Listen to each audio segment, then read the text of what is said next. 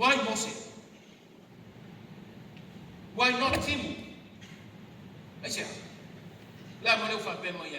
Timu inasa wia I mo nei ya ta. Ia pe fa pe ani. Yeni inasa wia I mo nei. Asia. Ai fai mai ne tua Mose sang. Le autu o le so o ye tu sfetto passo. E fa alia le mo manco le tua. I au auna o e tangata ta wangaina. Paolo matua le mo mai le soto lo su ma fa fai ko se fu ma le lua lo iai ko fa pea. Le soto lo su ma fa fai ko se ma le lua o feta lai mai fo I ova ia Mose. I na sauia oe I lunga nei ia ta. I le maunga. Mai e nofo ai. O te avatu ai ia te oe o papamaa ma le tula fono mo polo inga na o tusia e a o ai ia te la tō. Whetalai mai fo I le atua ia Mose I nā sauia oe I nei ia te au I maunga. Ono o batu le ia te oe o papamaa o tula fono mo polo inga na o tusia e a o ai I le nungo Israel. Mose I nā sauia oe I lunga nei ia te au I le maunga. O puia le tua. Mose I nā sauia oe ia te au I lunga nei I le maunga. Mai e nofo ai ono o watu le ia te oe o papamaa o tula fono o polo inga na o tusia e a o ai le nungo o Israel o le vesili. Why Mose? Why? Mose all the time and Mose every time. Why? I say, fa pena le mea Mose, fa pena le mea Mose. Salo no tanto, eu tu foi leita. Ya sabe, Mose a fa fengi kama. Why Mose? Why not Timu? I say, la mo fa pena ia Timu inasa wia I lunga nei ia ta. Ia pe fa pe ani, yeni inasa wia I lunga nei. Asia. Ai fai mai ne tua Mose sang. I lunga le atanga le tau o le soto. O lo tau mai fai mai le tala e soto feta le mai le tua Mose wa o fa longo I le oi alongo. I le polonga ia Farao Israel. I nasa wia. Anu te la vea I o mai ai kupito. Anu te au mai o mai ai kupito. Uma le na. A le wao I fata usisi uma le tuse o e soto. A le wa toi feta langi atua Mose saulunga. Saulunga. E leo fai mai le mana ia I o upa. I sila tutoa iai. E leo feta langi atua Mose sauhi. Mose sau uma no fore le te nofo mai ai. Le ai. Mose sau I lunga nei. Come up. Wale ma nei ai ame. Mose sau I lunga. No wingo le atua na titi mai uma tutumo le maua. Out of city. Why? Why Mose? Out of city there? That's how she will want to. I say, wa bala wai le tua na Mose. La fa pefe Aaron ma Joshua, Elia, ma to tele o to ino le. Fa pefe. O le tani e foi au. Wa o le au na ta wa ma ina le tua. O ia o le au na ta wa ma ina ale tua. O ia o le au na tele o na nga sa na lue ma ku wa I fatu tia ma tinga ina. Ta o sa I me tinga ma faita le au na ta wa nga ina le tua sau I uma nei. Sau. Le au na usta. Ma le fa ma. Le au na fa tua ma loto talitonu I le tua. E alu ma le fa lo. E alu ma le loto ma o lamo. e wha moe moe i le atua, e wha talitali i le atua, e wha lango lango i le atua, e whesiri i le atua. E mai le whesiri amo, e wha atu le atua, mosi. Ame mai o munga ko tina ina mai a whalao mai pita, e wha mai le atua, ari, wha mai tala mosi, ari, oia. A wha whaingo whia le tali a mosi, o le tali na. Oia o te atu oi a whalao. E te ilo e hari le atua o whara o le tuku, e sawa. A le te whai mai, oia. Oia o te atu atu ai a wharao, ma wai o no, oia. Oia o se ngā pepe, lolo le ange na matangi. Oia o se au na lea o ngā. Oia o se au na whatawa, oia. Pape wheo na wani a wharao. Mai le atua, mose, o whaafonga le atua i lau ki talo. O te lea tali a aina lo mana. O te lea tali tuani maina lau ki talo. Whauta o te iate oe yasaroma. Au na tauanga ina. E mafuta whaatasi male atua. Au na whaanamo lano ma whaatalitali ma whesiri le atua. E tali malie i ai le atua.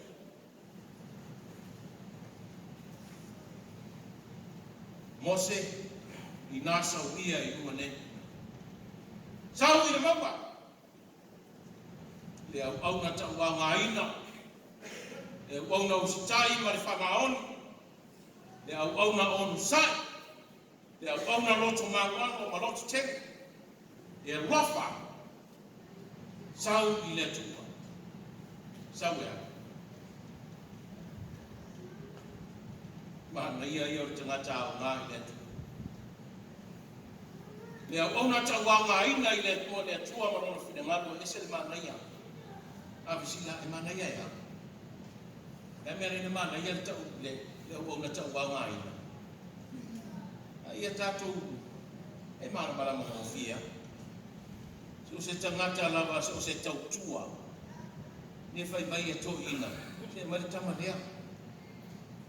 Wafu. A tau le afu tau tuolo no winga. Wala tuku le afu tinga ina. A wale no fono whaere polo te wafu. Ti ba una wa we bu mata le afu na afu le. Tau tua tau wanga ina e afu. Whai mai tala le to ina. O sa ili nei ko ai amatai e whai mai tala le sao le aina. O mai tama nene. O mai tama nene wa ngā wafu tau tua. Le tama tau wanga ina. Ea, e mana ia. E a mana ia e le atua. Whai mai le atua. Sau. Sau umane. E wala awe invite le atua i lona nofo ari. Sau i umane le maunga. E a le maunga. Te le tumunga o isura emu. O le atua e a fio le maunga. Whai mai ta vita. E whaasanga e mata le maunga. Yo mai aino so sani. O lau so swani mai ai o lea. Lea fio anga po ia le tua. Mose, sau ni huma nei huma lau. Lea fio anga po ia le tua. E a fio ai, e sau ea. Le tangata tau anga ina mo le tua. Sau se i ke sila whai ma le tua. Sau se i mafuta ma le tua. I lona fio anga po ia. Sau ia i nei. Ma nei ai. E invite whaano i le tua. E wala au ia whaano i le atua. Se ia mafuta whaatasi ma le atua. Se ia mai le whasoasani mai le langi. Se ia tāpena mautu kupuina ai le utu. Ale au na le atua. Au ale taitaina o le whina ngalo le atua. Sau se isi whesila whai ma whetu whai ma le atua. Se ia kāso atu manuia ma manua o le atua. Wa alu mosi. Le mana ia i on mea. Kai mai wānu mosi. Ua mai o sua. Ua i runga le maunga wana nofo ai. E ono aso. Mai tau mai an mene. E ono aso. Na no nofo ai runga le maunga. Ala ti tilo ti o li mela le muma i le afi. I le tumu le maunga. Pa mai ua ufitia runga le maunga. E ao. E ono aso na no nofo ai i. A o lona aso fitu. O lona winga o le aso sapati na wala au mai ai le atua I ki tonu le au, Mose, ulu whale mai ai ki tonu le au. Tanga duema. So mafua, so lua, so lua, so tofias, furaila, so toma. Ono aso, wa tua nai atu nei. Ea. Sa whetai whanau le mangana tua whanau tātou manatu. Sa pole mātua tu vale. Ile matau tira wa sisi eso ngā ruenga le tua. Ono aso. Whanau no manu mo le tua. Ea. O le aso mona fitu le nei. Tua nai aso e ono sa ngā rue ai. O tātou mo mai le aso sa pati. O tātou whale whai mai le tua. Le matanga ruenga. Whale mai. Whale mai a. Ulu whale mai se ia sila sila ni mamanu o le tua. Na ia tō manu. Na laula wai masa. Na tua na ia tuai le pēr tāma le pēr langa. Na ta oto ia tia le pēr. Ai na langa pēr manu. Wane. Ai ma lo le whati utaika.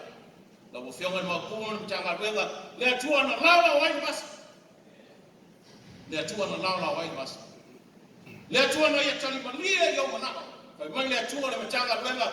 Ulu whale mai a. Ulu whale mai. Se ia whaasoa whaatasi ma le atua. Se ia whisila whai ma le atua. Ea. Oe le tangata. Oe le au na tau au ngahina. Se le maa nei au le vada au le atua. Le maa nei ia mo tātou.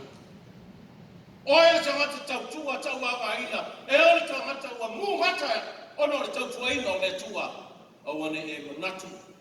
O se mea whaalea ngahina o le tau tinga. Aua. E whai tauina e le atua, e au isi na lau e pa ule e o lau tautua, e whai tauina e le atua. Whai mai le atua, ulu whare mai. Se ia e sila sila e le mamanu le atua. Se ia e vaai le alofa tu no le atua. Se ia tu fatua hoi le atua, ma whaasua mai o na makia. E tali maria i au mana. E le pou niuri e le atua, lo so fua. I te iu whapeane se sita. Leo lalo meo whai.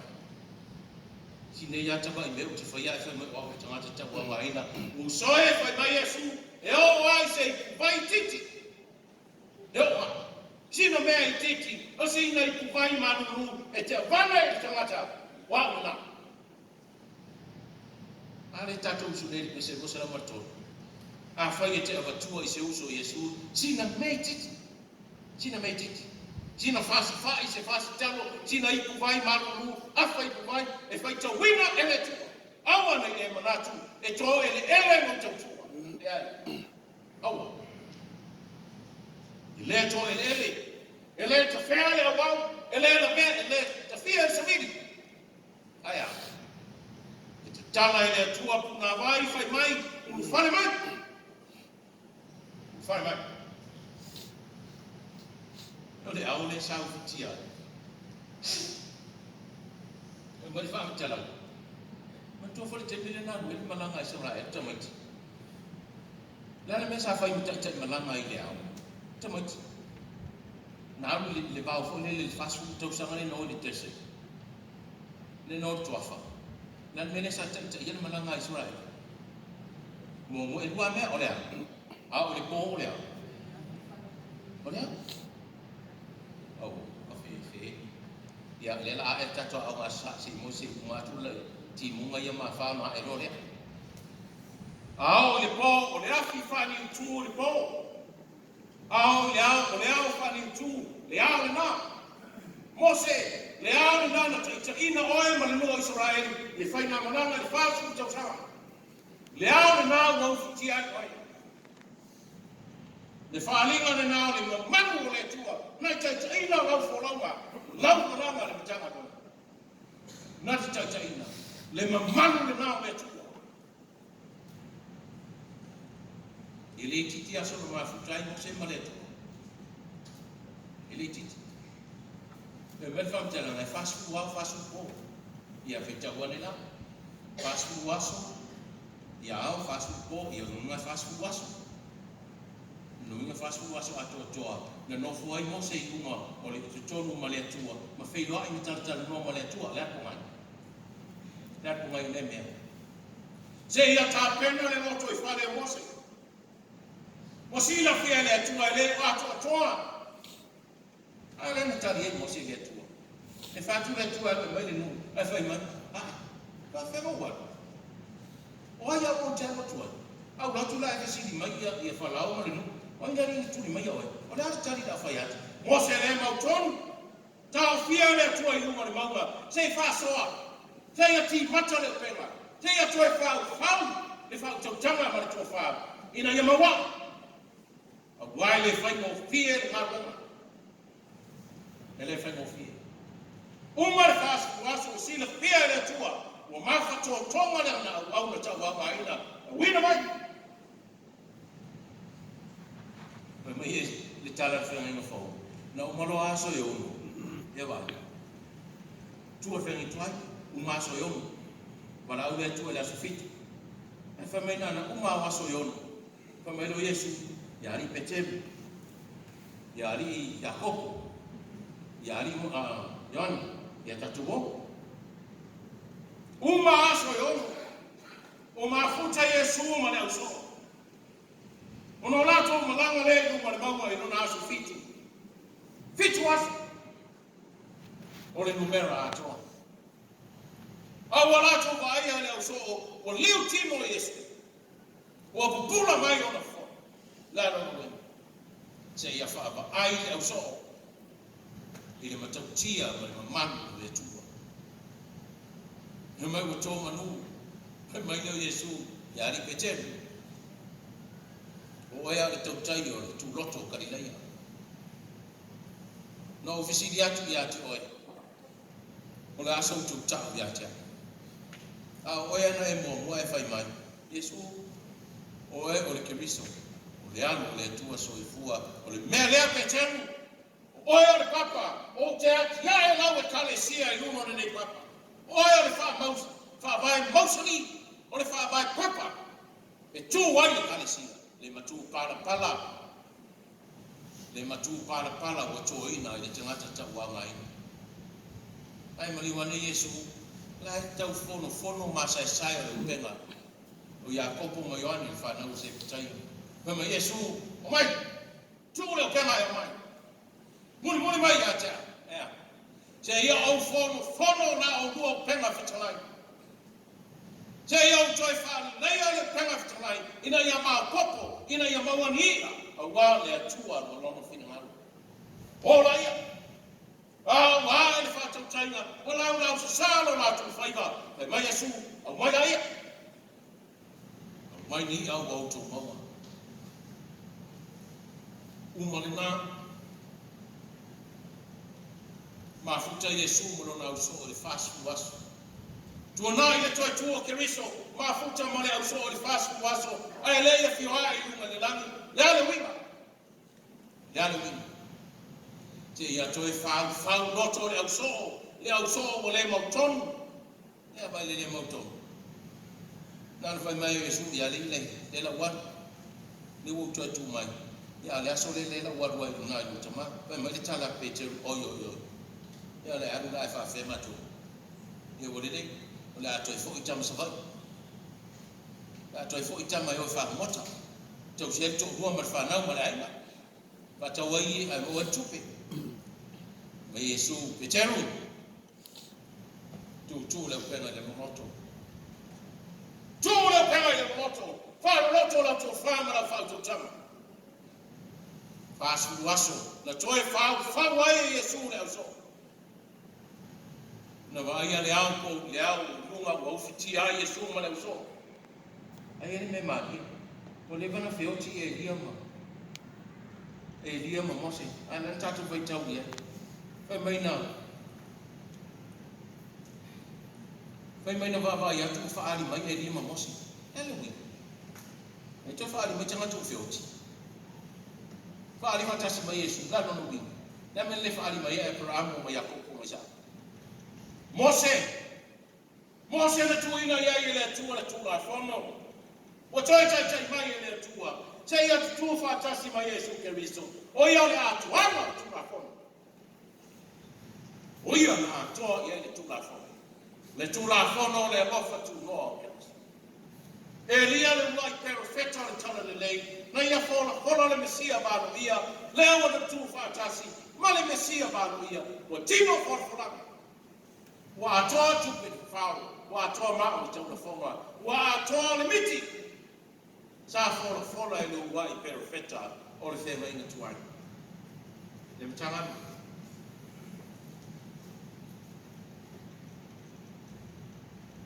o tatu iai ni vai tatu. Malo toa, malo lo sa. Tau mo mau tatu mtanga lo me fun tatu tele ti muma.